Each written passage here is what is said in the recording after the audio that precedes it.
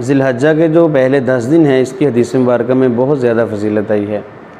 बल्कि कुरान मजीद में तो अल्लाह ताला ने इन 10 रातों की कसम उठाई है, वल फज्र व लयालिन अश्र, 10 रातों की कसम उठाई है।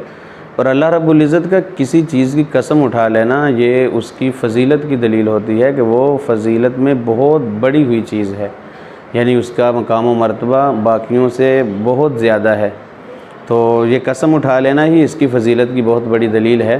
फिर आप सल्लल्लाहु अलैहि वसल्लम ने फरमाया कि ज़िलहज्जा के यकम ज़िलहज्जा से लेकर 9 ज़िलहज्जा तक हर दिन का रोज़ा 1 साल के रोज़ों के बराबर है और हर रात लैलतुल क़द्र के बराबर है, यानी इतनी बड़ी फ़जीलत है।